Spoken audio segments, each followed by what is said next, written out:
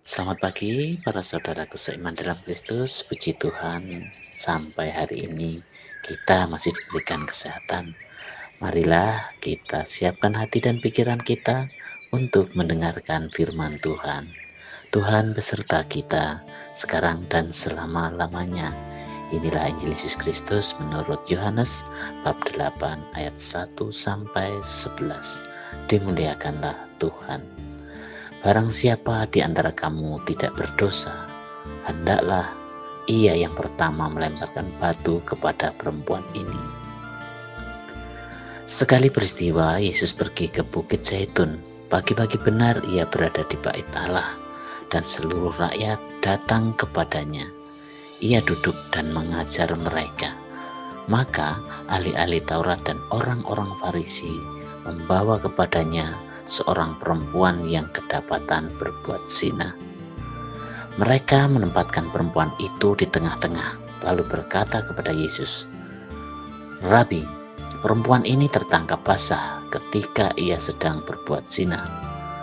Musa dalam hukum Taurat memerintahkan kita untuk melempari dengan batu perempuan-perempuan yang demikian. Apakah pendapatmu tentang hal ini?" Mereka mengatakan hal itu untuk mencobai Yesus, supaya mereka memperoleh sesuatu untuk menyalahkannya. Tetapi Yesus membungkuk lalu menulis di tanah dengan jarinya. Dan ketika mereka terus-menerus bertanya kepadanya, ia pun bangkit berdiri lalu berkata kepada mereka, "Barang siapa di antara kamu tidak berdosa, hendaklah ia yang pertama melemparkan batu kepada perempuan ini." Lalu Yesus membungkuk lagi dan menulis di tanah. Tetapi setelah mendengar perkataan itu, pergilah mereka seorang demi seorang, mulai dari yang tertua. Akhirnya tinggallah Yesus seorang diri dengan perempuan itu yang tetap di tempatnya. Lalu Yesus bangkit berdiri dan berkata kepadanya, "Hai perempuan, di manakah mereka? Tidak adakah seorang yang menghukum engkau?" Jawab perempuan itu, "Tidak ada, Tuhan." Lalu kata Yesus, "Aku pun tidak menghukum engkau. Pergilah dan jangan berbuat dosa lagi mulai dari sekarang." Demikianlah sabda Tuhan. Terpujilah Kristus. Selamat pagi para sahabatku, sahabat suara hati, rekan muda, para selamaran dan pendengar dimanapun Anda berada. Berbahagialah kita yang tidak menghakimi dan tidak memerintahkan untuk menghukum atau melempari sesama kita orang berdosa, tetapi membimbingnya menuju jalan kebenaran dan pertobatan. Dalam Injil hari ini, orang-orang Farisi membawa kepadanya seorang perempuan yang kedapatan berbuat zina. Apabila seseorang mencuri dan tertangkap, apa yang akan terjadi padanya? Tentu saja ia akan menerima hukuman untuk suatu kesalahan atau permasalahan tersebut. Seringkali pemberian hukuman dianggap sebagai satu-satunya jalan keluar. Hukuman dianggap memberikan efek jera supaya si pelaku tidak mengulangi perbuatannya lagi. Benarkah hukuman membuat si pelaku jera? Benarkah hukuman benar-benar menyelesaikan masalah yang ada?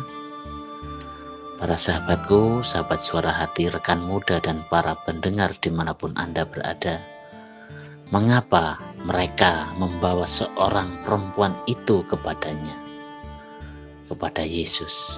Alasannya adalah mereka, orang-orang Farisi itu dan ahli Taurat, ingin mencobai dia, ingin mencobai Yesus.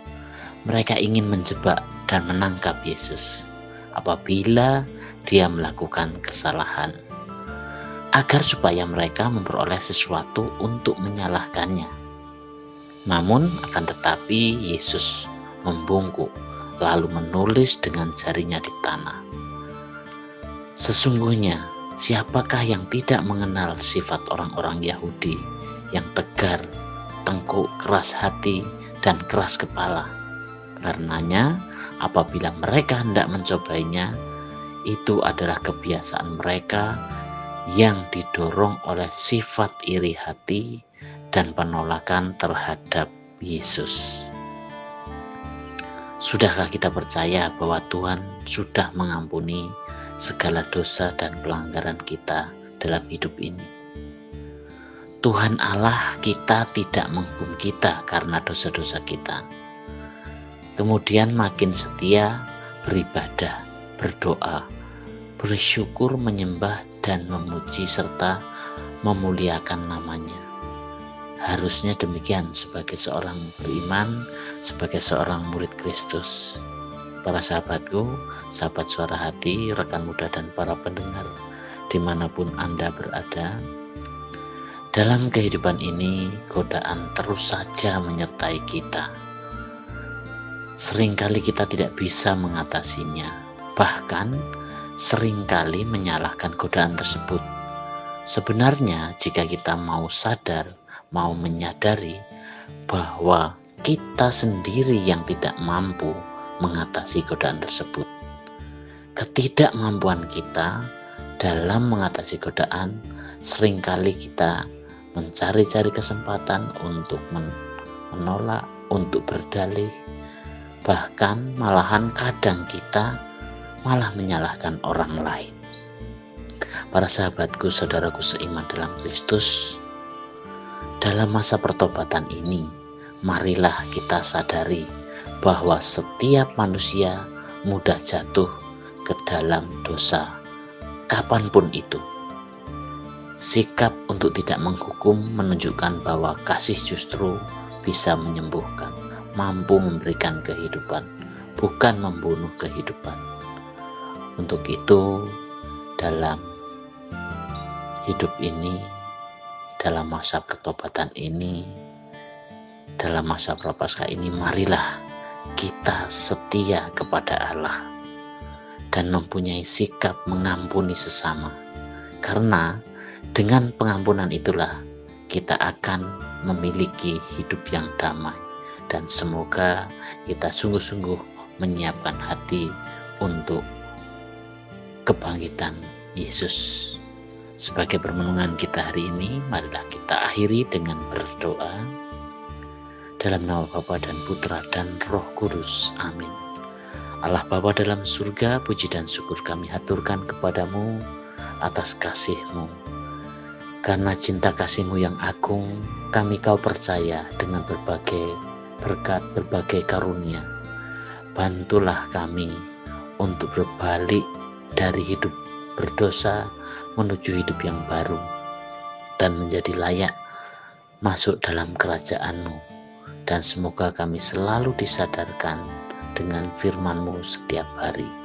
Doa ini kami serahkan kepadamu Tuhan, dengan perantaraan Kristus Tuhan kami. Amin. Dalam nama Bapa dan Putra dan Roh Kudus. Amin.